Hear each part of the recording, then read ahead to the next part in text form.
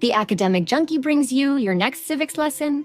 When due process is denied or not applied effectively, the right of habeas corpus protects us.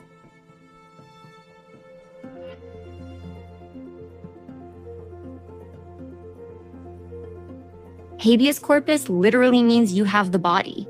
A person who believes they have been unlawfully detained or imprisoned can petition a court with a writ of habeas corpus. This compels the government to prove the imprisonment is lawful or free the person.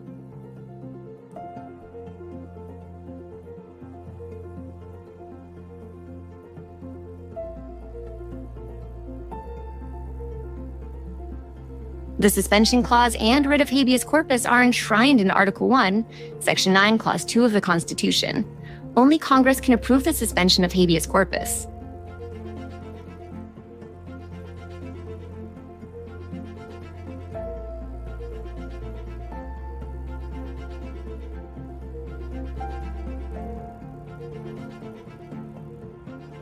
On May 4th, President Trump expressed frustration with the courts and expectations of due process. On May 9th, Stephen Miller, Deputy Chief of Staff, stated the administration is looking at ways to suspend habeas corpus.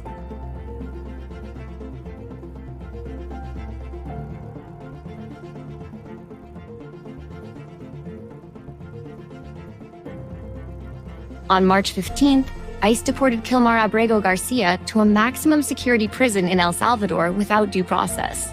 Not being in U.S. custody, Garcia is unable to request a writ of habeas corpus. On April 10th, the Supreme Court ordered the facilitation of his return. The government has yet to comply.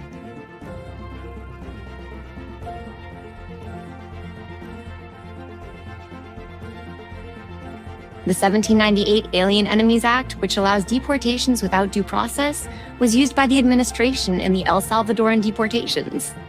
On May 16th, the Supreme Court halted use of the act pending further legal review. The denial of due process and habeas corpus was cited in their decision. It should be noted that the U.S. has paid El Salvador $6 million to take prisoners such as Garcia. Rümeysa Öztürk, a student from Turkey, was arrested by ICE agents on March 25th.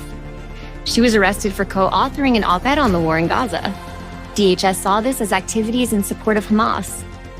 Lawyers for Öztürk filed a writ of habeas corpus claiming her detention by ICE was unlawful.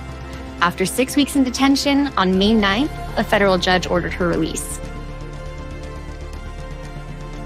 The Academic Junkie untangles today's complicated news stories. Subscribe today and let's untangle them together.